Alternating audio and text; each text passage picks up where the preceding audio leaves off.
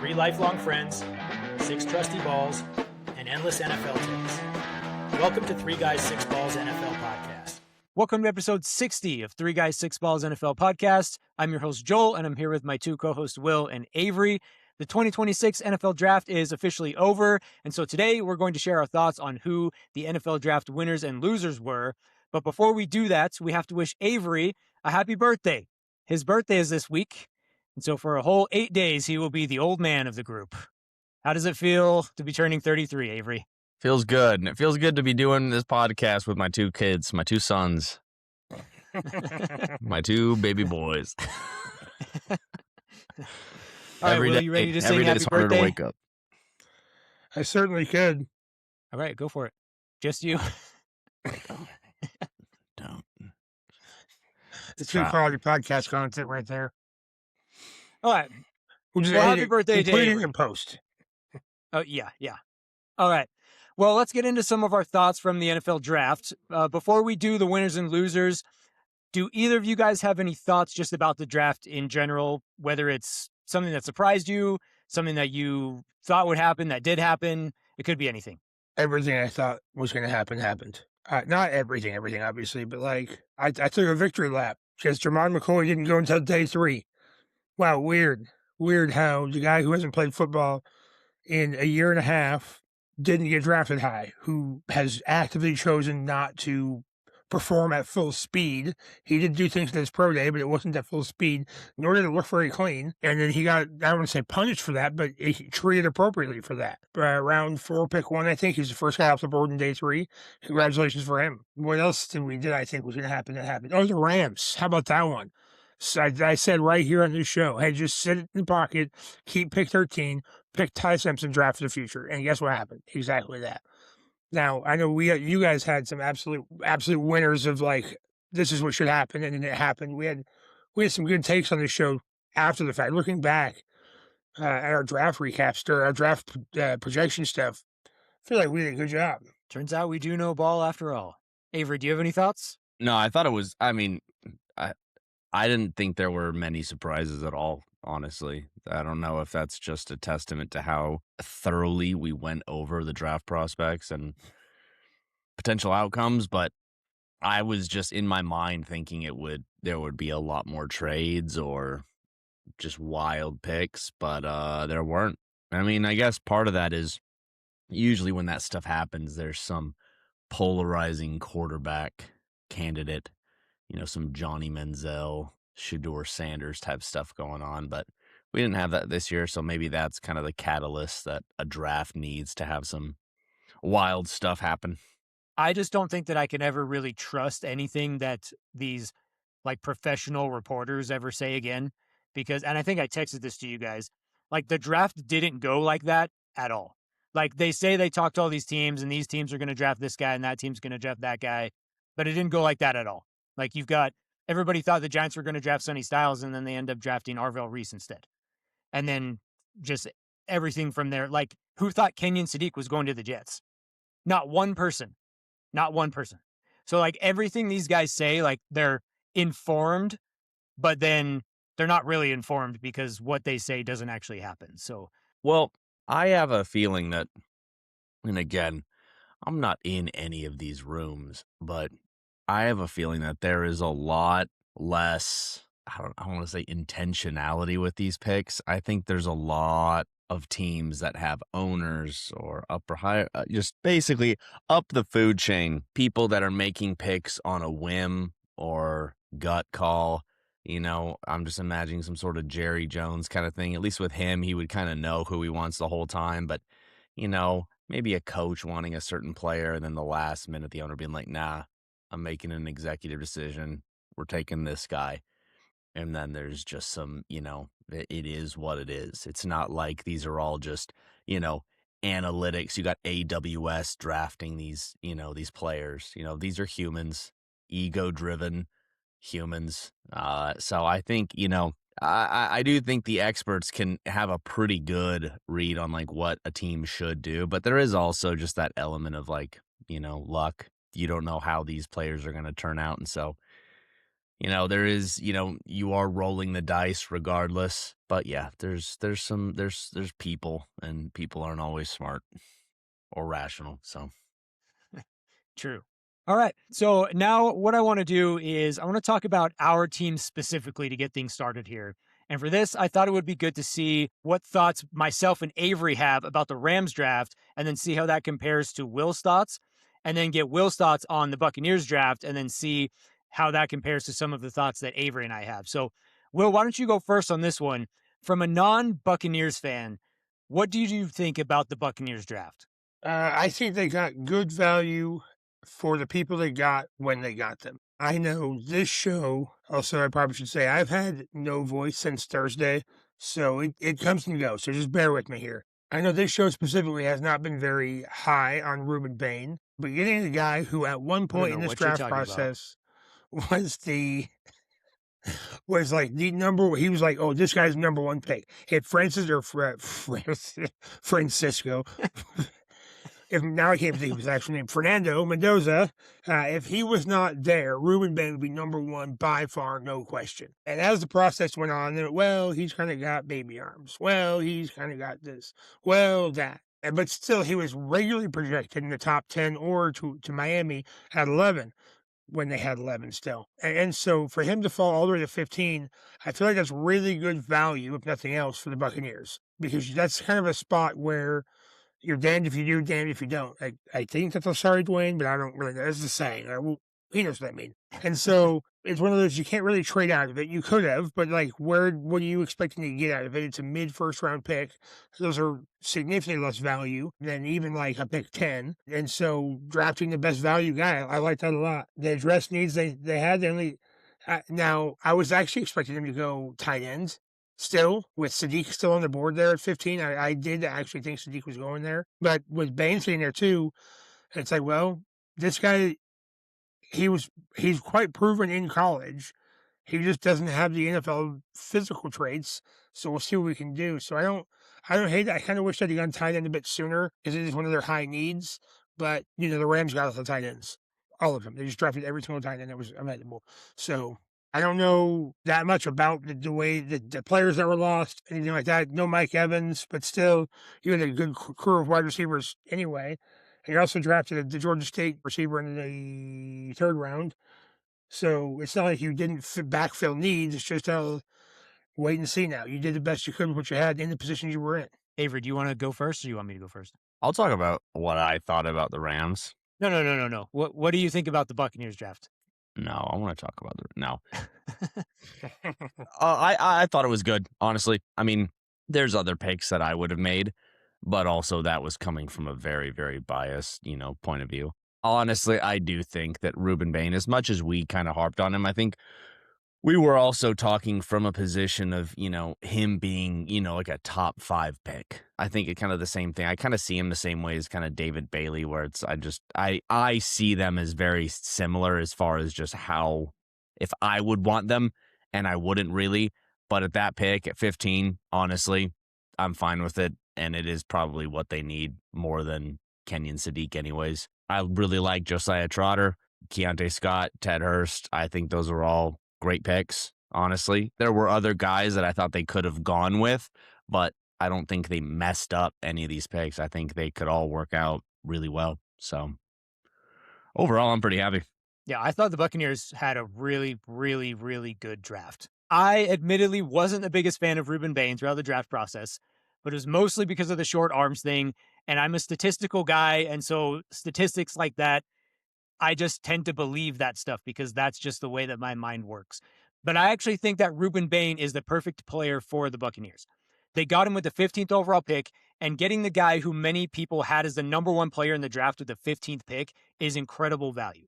On top of the value, they got a player at a position that was their biggest need heading into the draft. And then on top of addressing their biggest need, he fit what the Buccaneers said they wanted to do going into this draft, which was being more physical and violent on defense. And the physicality for Ruben Bain was never the question. The Bucs wanted to change the attitude of their defense, and drafting Ruben Bain was the perfect way to start doing that. And to make the pick even better, I didn't realize that Ruben Bain had the perfect name to be a Tampa Bay Buccaneer. It's destiny that he ended up with the Bucs. It's destiny. Man, that is the fastest homers flop I've ever heard. I hate this guy. I can't have. Oh, he's on my team. We drafted. Oh, I love this guy. I loved him from the start. He's my boy. That's what people do. That's what Rams you're fans supposed love to do, Ty though. Simpson That's what now. you're supposed to do. Yeah, I don't disagree with you though. Anyways, just to go back to their plan to be more physical and violent on defense and to go through some of the rest of these guys, they didn't just do it with Ruben Bain. They did it with every defensive player that they drafted. So every single defensive player the Buccaneers drafted fit exactly what they said they wanted to do going into this draft. So they got Ruben Bain, they got Josiah Trotter, who is an old school, physical, downhill, run-stopping linebacker who plays with a violent attitude that they were looking for. Then Keontae Scott, who was teammates with Ruben Bain at Miami, they paired them together, and I think that's going to be really, really good for this defense. There were times where Miami would put Ruben Bain on one side of the defensive line by himself with Keontae Scott at corner, and they dared teams to run at that side. They said, go ahead, run over here. And when teams did it, it didn't go well for those teams because both Ruben Bain and Keontae Scott are very, very good run defenders. The Buccaneers looked at that film and they said, we didn't have anyone who could do that last year, so let's draft these guys together because they were the two best guys doing it together in college football last season. And then they drafted defensive tackle DeMonte Capehart in the 5th round, which I think is going to be a great addition for the defensive line. His numbers don't jump off the page, but anyone who's judging that pick simply based off of his stats, I would highly encourage you to go back and watch the film of this guy. Capehart is a big, physical interior defensive lineman with really good athletic profile, and putting him in a rotation with Vita Vea, A'Shawn Robinson, Kalijah Cansey, plus having guys like Ruben Bain, Josiah Trotter, Alex Anzalone, Al-Quddin Muhammad, and Yaya Diaby, this front seven is going to be a lot different than it was last year. It's going to bring a much different attitude than this defense had last year, which is really good because last year this defense was really bad. And so just all these changes that they made, the attitude is different, the physicality is different, they're more violent on defense. It's going to look a lot different than it did last year. And so to me, what they did specifically defensively in this draft, I think was an A+. Love it. Well, let's move over to the Rams. Avery, do you want to start on this one? Give us some thoughts on the Rams draft. Yeah, maybe this is misplaced trust, but I am buying into that online narrative that McVay did not want Ty Simpson. Oh, no, he did not at all. And I was on the fence about it, but what really solidified my belief that he did not want Ty Simpson was the following press conference where he tried to walk it back or just say like, no, like, do you think I'm mad? Like, no, we're good buddies. This is all great. This is just my demeanor. I'm like, okay, yeah, he did not want. Did you know he also went on with Peter Schrager, and I don't remember who else was on there during day 3 of the draft, and they were talking to Sean McVay at some point during day 3, and they basically asked him the same question, like, you were visibly upset when that happened, and they were asking him about it, like, what was going through your mind, what was going on, and he basically said the exact same thing in a nicer way. Yeah, he didn't want Ty Simpson at all. The thing is Was that from a phone call? Is that wherever you're judging on is a phone call? No. When Les Snead handed him the phone? No, I guess that's part of it, but that's not the actual reason. It's the actual press conference where he's just, you could see him visibly uncomfortable and frustrated. And the thing is, it would be one thing if it was like, oh, I'm just trying to read his body language, but it's like, okay, like, I'm getting a little ahead of myself here, but I have the Rams as one of my losers of the draft for this one pick, for this reason. And the second one, your tight end, your 6th tight end. I just feel like, okay, I thought the Rams were in win it now mode. Like, okay, Matt Stafford just won the MVP. You really do realistically have at least another 2 years with Stafford, unless he just wants to hang it up and be a family man. But you are in win it now mode. And for your first pick, 13 picks in, you go with a backup quarterback. I feel like, okay, are we, it feels like we're trying to have our cake and eat it too. Like, are we trying to rebuild for the future? Are we trying to win it now? Like, what is it? And it feels like the front office and the coach just aren't on the same page. It feels like there is just some some stretching, some pulling going on there. Just different, I don't know, different intentions, different motivations, different directions. It just, I thought that was such a waste of a pick. Even though Will called it and he saw it coming, I just feel like, dude, a backup quarterback right now, we went with a backup quarterback. Talking about practice. Just, I didn't like it at all. Joel, go ahead. So I agree with Avery, but I also disagree with Avery.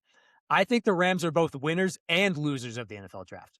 I think they're losers because they had this luxury pick where they could have selected whoever they felt like was the best available player and add them to a roster that is built to compete right now for the Super Bowl. But instead, they drafted Ty Simpson, who, best case scenario, doesn't play one single snap for the Rams this year.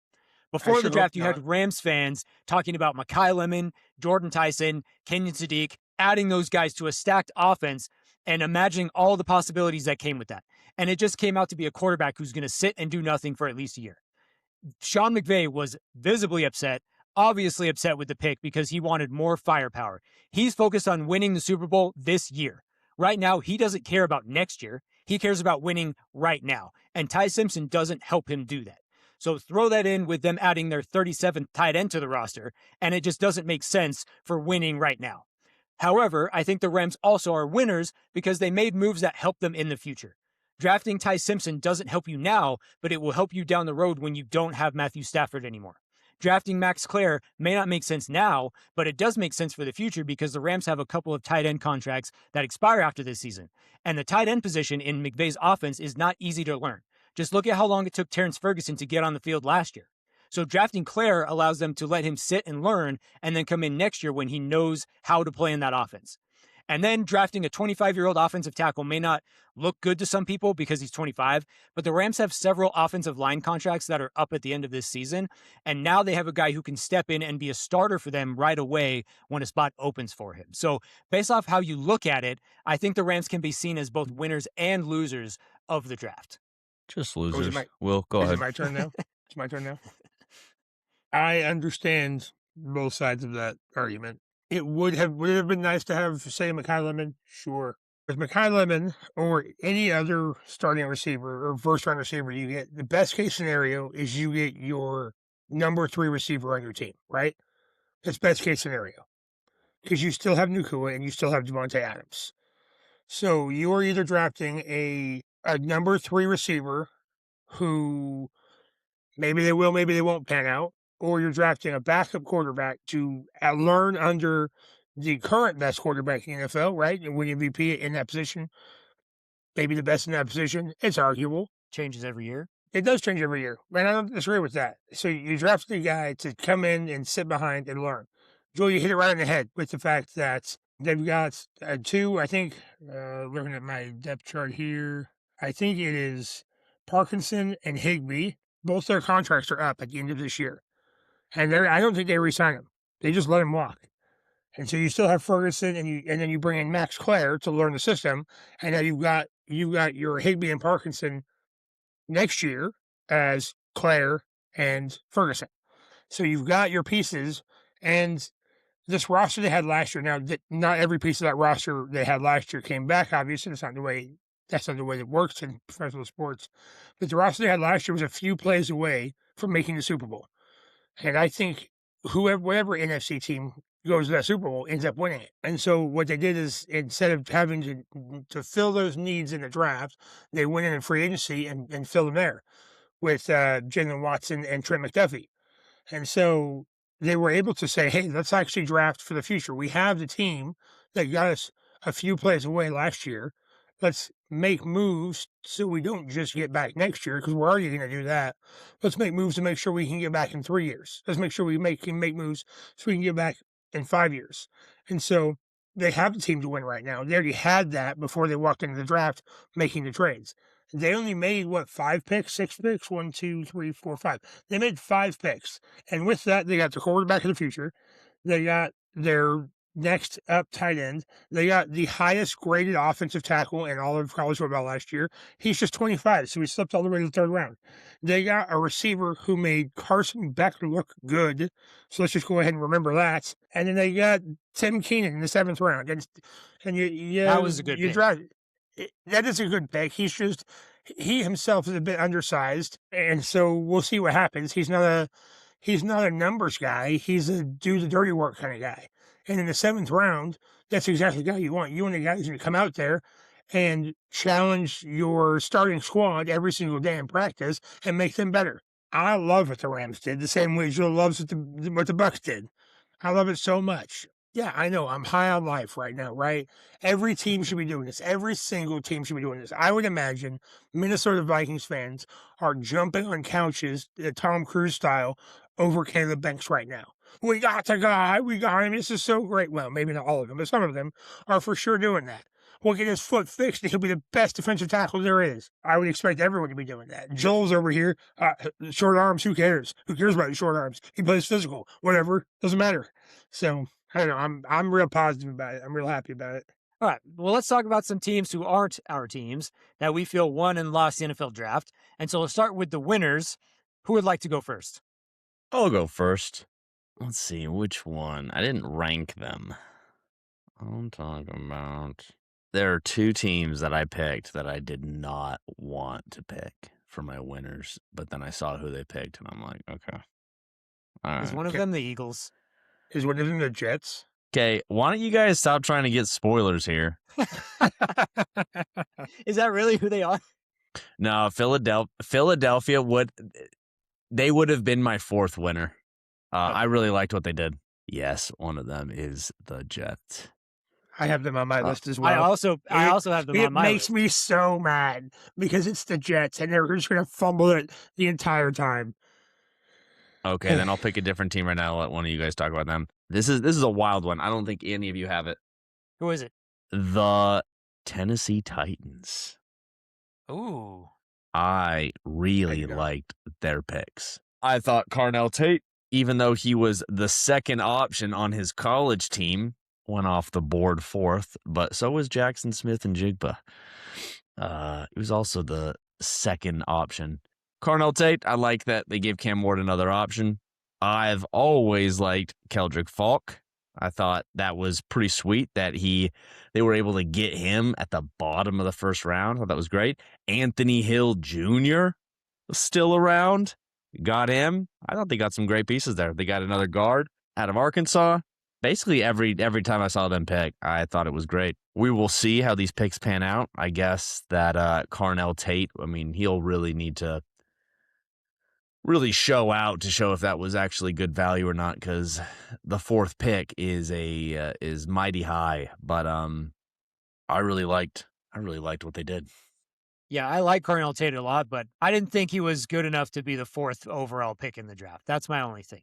I like him, but I don't think it was good value to pick him at number 4 because there was still a lot of really good defensive players on the board at that point. So I don't know if it was the right pick. I get they need a receiver, but I don't know if, let's just say that's not the way that I would have gone if it was me.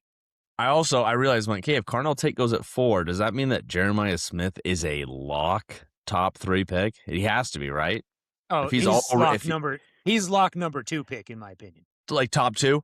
Who? I mean, or are you saying? I'm sure. Or do you know who someone who would be 1? A quarterback. Some quarterback. Yeah, a quarterback. I'm sure somebody's going to draft Dante Moore number 2 and make a stupid decision. But yeah, if it was me, I don't think I'm taking a quarterback.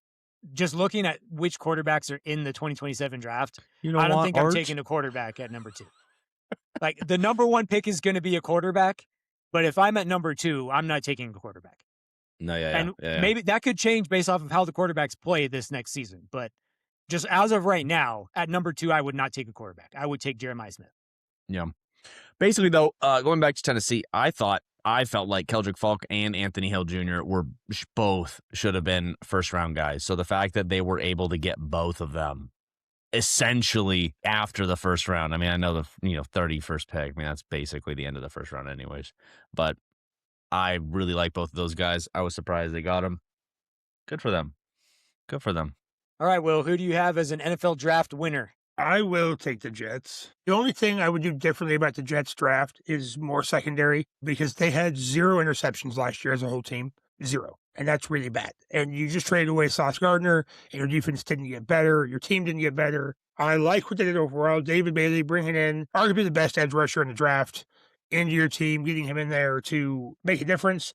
And hopefully that way your secondary doesn't have to cover as long. Getting Sadiq in the first round, trading back and get Omar Cooper in the first round. And then not that deep into the second round, you're looking at D'Angelo Pons. I really like that they went out and they addressed heavy needs, and that Aaron Glenn is his name. That's their coach. I can remember things. Aaron Glenn went out there and said, hey, look, I may have been sleeping during the combine, but my opinion didn't matter anyway. I was waiting for my scouts anyway. And so they drafted all these guys, and Aaron Glenn's always had a good defense. And so they went out and got a bunch of offensive guys with their second pick, their third pick, and then their second, fourth round pick. Drafted some offensive line help as well in the end there. But they didn't leave the defense alone. They, hey, let's keep making this better as well. I feel like they drafted really well for their team needs. And then the showcase, truly, I think the best part to me is them making moves to get back into the first round. Hey, let's go get another guy. Hey, let's go get another guy. Hey, let's get 3 picks in the first round. Let's just do our thing and get all of the picks. I thought that was great for them. It really should be a large amount of hope for the future of their team. It's like, hey, we're actively trying to be better. Yeah, it just feels weird to say that the Jets were winners of the draft, but I think the Jets were winners of the draft because I felt like the Jets did a really good job of building their team so that next year, when they most likely select a quarterback, they might actually have a team that can support a rookie quarterback. And on top of that, they've already set themselves up to have a really good 2027 draft because they already have 3 first-round picks. The trajectory of the Jets has been going down for like 15 years, but I think it's finally starting to go back up. It just seems a little bit different than what we've seen from the Jets teams in the past.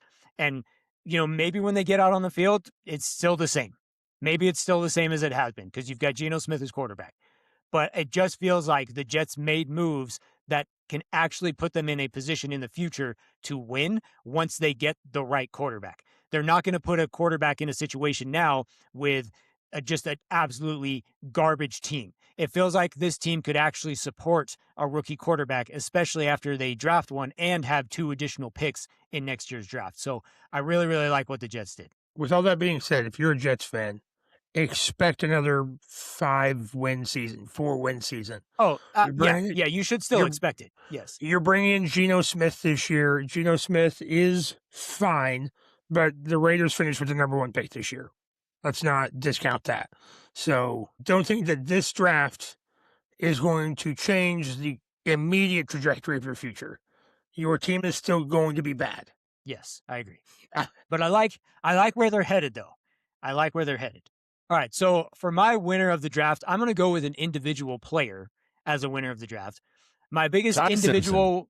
Simpson. No, not Ty Simpson. My biggest individual winner of the draft is Caden McDonald. He was invited to be in the green room, but then he didn't get picked in the first round. Well, the commissioner invited him back to the green room for day 2, and instead of getting upset that he wasn't a first-round pick, he handled it like a true professional, and he came back to the green room to hear his name called on day 2. When the Texans selected him, you could just tell how grateful he was to be a part of the NFL. He's crying in the green room. He's crying walking down the tunnel. He's crying while he hugs the commissioner. And, a lot of players do that. But then after that, he went down where the Texans fans were in the crowd, and he started celebrating with them. They were cheering, and they were jumping up and down, and it was just a cool moment to see. The Texans fans already love this guy, and when they see what he's going to do for their defense, they're going to love him even more. The Texans added a great player, and I think he's also a great person. I already thought Caden McDonald was great when I watched him on film, and then I thought he was even better when he commented on our Instagram post, and now I think he's one of my favorite players in the entire league, and he hasn't even played a snap yet. So I think Caden McDonald is the best individual winner of the 2026 NFL draft. Well, for any NFL player who's watching, if it's not abundantly clear what you have to do to for us to like your biggest fan, I just comment on the post. That's all you got to do. And literally, this is all it was. It was just this. All you have to do is just post an emoji. Just comment an emoji, and I'll love you. I was shocked when Caleb Banks was drafted by the Vikings, and Cade McDonald was still on the board. And then Peter Woods went to the Chiefs, and Cade McDonald was still on the board. I was like, what are we doing? Why are we not taking the best available guy? Why are we drafting other people? I mean, what is going on here? Caleb Banks isn't even going to be able to play this year because he re-broke his foot during the combine. Like, what is happening? Why are we doing it? But yeah, I think it was great. Him falling to day 2 is a travesty, but I love the positive outlook of it. Now, historically, I do want my defensive tackles to be a bit more gritty, be a bit more rugged. But you know what? The immediate excitement and the ready-to-work attitude there, I agree with you. I loved it a lot. You also want your defensive tackles to get 60-plus tackles in a season. So True. there's that. All right, Avery, take us through another winner. I got the Browns. For the second year in a row? Did I get them last time too? Oh yeah, Yeah, probably. we had them as winners now that I'm thinking about who they had. Yeah, I mean, hey, you can be back-to-back winners in the draft and just never win anything in the regular season. You can it's always allowed. No, I thought getting Spencer Fano was Will's favorite guy. Yeah, I thought it was a solid pick, but I thought being able to grab Casey and Denzel, that's going to be a fun duo to watch with whoever they got at quarterback. But I thought having 10 picks in general was a lot of fun. I feel like in general, it's just fun to watch a team draft. Anytime I play franchise mode or, really just franchise mode, I guess. I always love having a lot of picks, and they got some fun players. I think the Browns are doing Browns things, picking up some exciting players, and it will translate to, Real Housewives of Cleveland in the fall. So I'm very excited. They also drafted Justin Jefferson, so there's that. That's a big win. Yeah, They did. Yeah, I saw that. Justin Jefferson, now Cleveland Brown. Love that. They're like, you can switch teams in the draft, but you have to switch positions. And I'm like, okay. All right, well, take us through another winner of the NFL draft. Oh, sure. I was going to talk about the Browns more, but hey, we don't need to do that. Oh, okay. Well, talk about the Browns more. I was just going to agree with Avery, and I'm really excited. And the fact that they got Emmanuel McNeil-Warren in the second round there, I feel like they got some good value, and it's very possible that they actually made the right picks this year. Not big on Fano. I've also heard Fano. Man, the amount of ways I've heard this 4-letter name said is crazy. Not a big fan of him, but hey, you know what? I could be wrong, right? That happens. So yeah, I like what they got going on. I'm going to go with, and you guys might disagree with this, I'm going to go with the Dallas Cowboys as winners this year. Ooh. I don't disagree with that, actually. A lot of people are confused, I guess. They don't understand why you would move up from 12 to 11.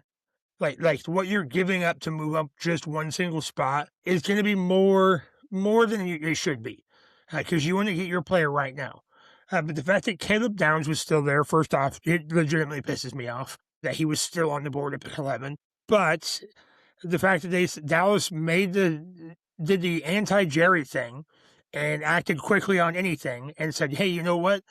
Let's get that guy. That guy is one of the best players in this entire draft. I think he was number 1 on our board. And so, excuse me, was this Styles first? Styles, yeah. Caleb Downs was originally first, and then we moved Styles up. So they got like a cornerstone piece of like their entire team that they can have back there. Dallas has perpetually needed secondary help, much like most teams, but like it has been a long time coming for Dallas, their secondary, and they made the right move in the first round to do it, and then they drafted 3 different edge rushers in this draft throughout the entire thing. I felt like they made a lot of moves. They made a lot of sense for Dallas right now. They were able to keep George Pickens. There's a lot of speculation that they were able to get rid of him, to do anything, to move around, to do this, to do that. They didn't have to do that. So they're keeping their offense together for the most part, and they're building a good defense. I feel like Dallas is going to be a lot better this year coming up than they were last year. Yeah, I agree. And I want to stay, while we're talking about the Caleb Downs thing, I want to stay on this topic. This is actually a loser of the draft that I have, but I have another winner, but we'll come back to that later. The Miami Dolphins lost the NFL draft. And it's not because of who they picked, but because of who they didn't pick. They had Caleb Downs fall into their lap, And instead of picking who many thought was the number one player in the draft, they traded the pick and instead selected Caden Proctor at pick 12. I like Caden Proctor, but picking him at 12 was a reach. And it just looks really bad because you had Caleb Downs. Had the Dolphins picked Downs at 11, they could have ended up with a defensive haul of Caleb Downs, Chris Johnson, Jacob Rodriguez, Kyle Lewis, and more. I just don't understand why they would pass on Caleb Downs. Overall, I really like the players they got, but that one move to not pick Downs will be the move that they look back on in a few years and regret. It just wasn't a smart move. And it was surprising because Jeff Hafley is a defensive head coach. A defensive head coach passes on possibly the best defensive player in the draft. I just don't get it. I don't know what the Dolphins are doing. Why would you give up Caleb Downs when he falls right into your lap? So you can pick up 2 extra 5th-round picks? I don't get it. I don't understand what they're doing. The Dolphins lost to me, the big time. I agree. I thought it was ridiculous. I also am confused at who Malik Willis is supposed to throw the football to. I was expecting we're on the Dolphins now. I had them as a loser too, so let's just rip them apart. Same. They got Caleb Douglas out of Texas Tech in the 3rd round. They got Chris Bell out of Louisville in the 3rd round. They got Kevin Coleman Jr. out of Missouri in the 5th round. They drafted 2 tight ends as well in there, but great. You brought in Malik Willis to run your team. Who is he throwing the ball to? What do you have offensively that is going to work? You drafted Caden Proctor, that's great, but on the board still at that point in history, Sadiq was still there. Mekhi Lemon was still there. Ruben Bain doesn't solve the problem. It doesn't solve the receiver problem, but it helps you on. They just need talent anywhere. You're right. They lost a lot of talent this offseason. That's why I hate them giving up on Caleb Downs. Why would you do that? Yeah, it doesn't make any sense to me. Probably did hate him. Probably decided that he was not what he red flag that. Can't do it. Their draft, they had so many picks, and I don't really like what they did with their picks available overall. Chris Johnson reached to me. If they would have picked Downs, I probably would have them as a winner because you get Downs, Chris Johnson, and Jacob Rodriguez. And I think those 3 pieces on defense would have been great for you moving forward. And I like Chris Johnson. We like him a lot more than Will does. And I love Jacob Rodriguez probably more than Will does. But just if you had Caleb Downs, Chris Johnson, and Jacob Rodriguez on your defense, that would be awesome for you in the future. Like 2-3 years down the road, that would be awesome for your defense. I just don't get what the Dolphins are doing. Yeah. Anyways, let's go back to the winners. Avery, I think you have one more, right? Nope. Tennessee, Jets, Browns. Oh, okay. Will, do you have any more? I guess Philadelphia. I like what Philadelphia did. They weren't one of my 3. Yeah, but we don't need to talk about them. Agreed. I just had the 2. Okay. Well, I have one more winner. I think the Colts were winners of the draft because of what they did with no 1st-round pick. The first pick they had was at 53rd overall, and their second pick was 78th overall. And with those 2 picks, they got C.J. Allen and A.J. Halsey, who I both think were steals for where they were drafted. We had C.J. Allen ranked as a 23rd overall player on our big board, and the Colts picked him at 53. And we didn't talk about A.J. Halsey on this show, but I ended up sliding him into the top 50 without talking to you guys because when I watched A.J. Halsey's tape, I put him in the top 50 because I thought he was too good to not be on that list. And the Colts got him at pick 78. C.J. Allen and A.J. Halsey are far more talented than where they were drafted, and the Colts got some absolute steals with these guys. And then we can't forget to talk about Bryce Betcher here because I think the Colts got a really good player with him as well. I'm willing to bet that Bryce Betcher will be a starter within 2 years for the Colts. He'll start on special teams, and he'll quickly work his way up the depth chart because he just gives you everything he has on every single play. So what the Colts were able to do without a 1st-round pick was really impressive to me, and so I think they were big winners coming out of the draft. Avery, did you want to talk about Bryce Betcher? Part of the Caucasian collision unit. I think he's going to be... I wish we would have seen him end up on the same team. I really do. Yeah. It's too bad that none of the Oregon players ended up on the same team. I also think it's ironic that Malik Benson, who got beat by Mendoza twice last year, is now going to be catching passes from him. Assuming he, breaks through the depth chart. But yeah, I think Betcher, I think it's exciting. I think he'll do great. So good for him. All right, let's move on to the losers. Will, who do you have as one of your NFL draft losers? Let's just start with the Vikings. Let's just start with them. Okay, drafting Caleb Banks at 18 is the reason why, the predominant reason I have him as a loser. This guy broke his foot last year, projected to have surgery, and then he re-broke it again at the combine. And this is the same reason, the literal same reason that Jermon McCoy fell to the 4th round. This guy is injury prone. The difference is that Caleb Banks is trying to play through it and trying to make an effort through it, where Jermon McCoy has visually not. I don't hate anyone drafting Caleb Banks. I do hate it in the 1st round. Still on the board in order of rankings via a third-party website. Caden McDonald, Peter Woods, Lee Hunter, Dante Corleone, Dominique Orange, Daryl Jackson, DeMonte Capehart. I could keep going. Chris McKellen, Skyler Gilhart. All of these guys. You could have just all of stopped these at Cam guys- McDonald. All of you guys ranked higher, still on the board, when this even has Tim Keenan ranked higher than Caleb Banks, specifically because Caleb Banks is hurt, and will be hurt for a long time, and he's not going to be back this year.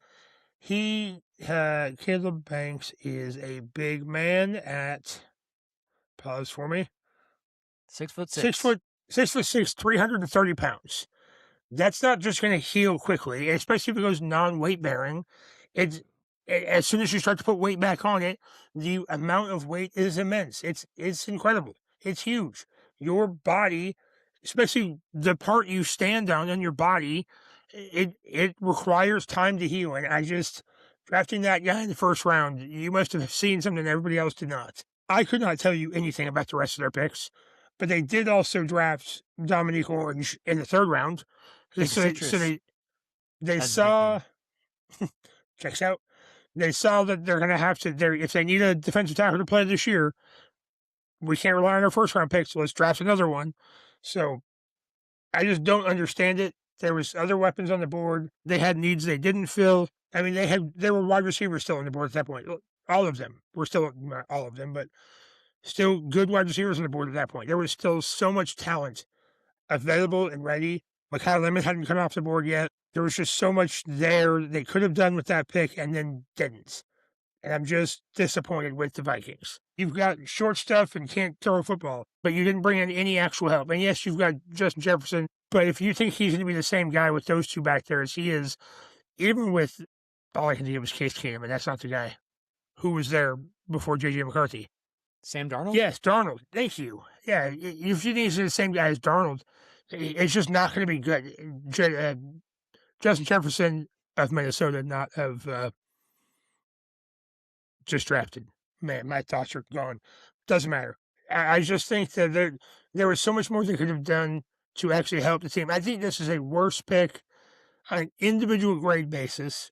This is a worse pick than the Rams taking Ty Simpson, because either way, that your best case scenario is your 1st round pick does not play this year, and you could have done something better with it to help your team win right now. Overall, if you look at the picks after Caleb Banks, I think it's a decent draft, but just drafting Caleb Banks that high was just a reach.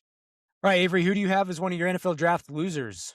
I have an individual and therefore a team. The team is the New England Patriots, and the man is Mike Vrabel. Does this have to do with this scandal? Yes, that is entirely the reason. I think it's wild that it's going on right now. I don't even know how involved he was in the draft. I think it creates a massive distraction. It's clearly not going away. It's only building momentum, and I feel bad for every single rookie that got drafted there because they are just being born into that. It's like being born and seeing your parents already arguing and getting a divorce. It's like, yikes. This is what I get born into. I think it's a rough situation.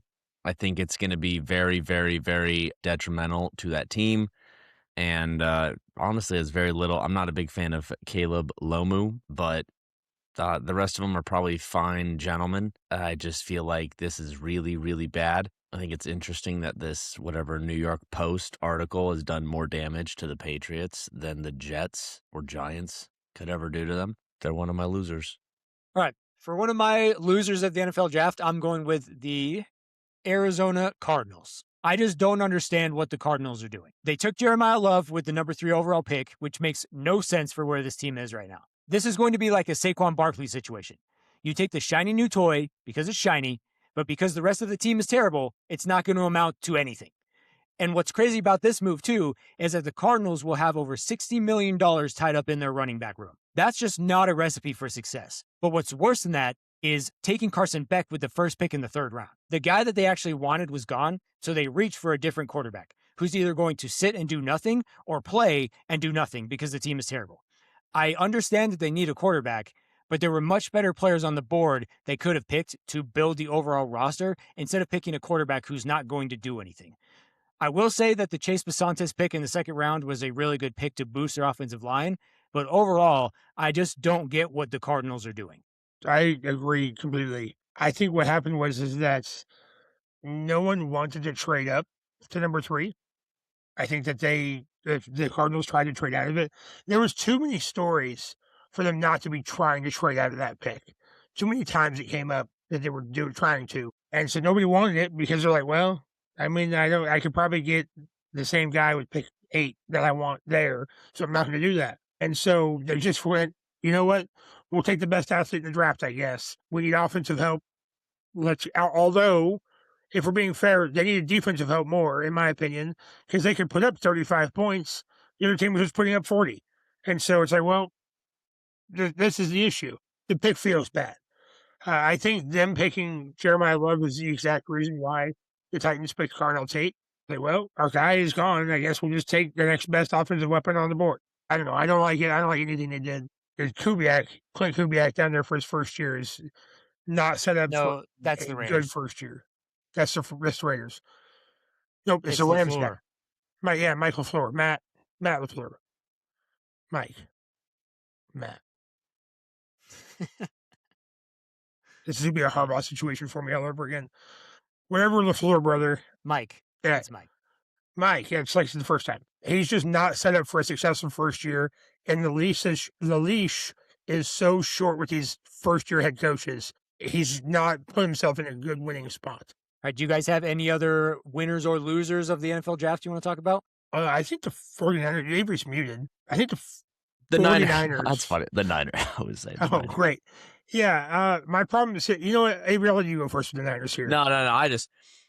I just think they suck, and they're the worst team. No, just kidding. I thought Stribling was a wild pick there, and I didn't think anything else really stood out. I feel like they just didn't show out, and they're the Niners, and they suck, and no matter what they do, they won't have enough depth. Everyone will get hurt, and they'll be in the same position next year. Will, go ahead. Wait, before Will goes, did you guys see the video of Kyle Shanahan when they drafted their third-round pick, Kalen Black, the running back from Indiana? Nope. So they show the video of the war room, and everybody's celebrating, and Kyle Shanahan is just sitting in his chair, just like staring off into blank space, like, what are we doing? He hated that pick. Jeez. He hated it just like Sean McVay hated the Ty Simpson pick. My biggest problem with the Niners here is that they made no splash moves. I guess there's no, really notable names that they drafted, which is going to happen when your first pick isn't until early in the second round, but you trade out of it. Trade out of the first round into the second round, and then you drafted Stribling. And then you just kind of went, well, I guess we'll just kind of take good enough players, I guess, and it just feels very lackluster. This team that has been in win right now mode for like the last 5 years, it feels like, if not more, making it to the NFC Championship game, if not the Super Bowl, multiple times in the last 8 years. It just feels like they've been right on the cusp every single year. And now they're in third place in the NFC West. And this draft did nothing to help that. I just don't get this one. I don't get it at all. All right, well, if you guys don't have anything else, I just have one more thing that I wanted to share before we close out the episode here. So we just hit over 300 subscribers on YouTube this last week. And I know that's really not that many, but the reason I bring that up is because we started doing draft content the week after the Super Bowl, so almost 3 months ago. And when we started doing that, we had 150 subscribers on YouTube. So we doubled the amount of subscribers we had in 3 months of draft content this year. We got more subscribers from this draft content than we had in the entire previous year of content that we had. So I just wanted to say thank you to everyone who watched and subscribed to our YouTube channel. If you don't already, please go and subscribe. And as always, guys, don't forget to keep your balls played with. We'll see you next time. Bye now, y'all. Oh, my throat is terrible. Also, Mark Davis's haircut still sucks.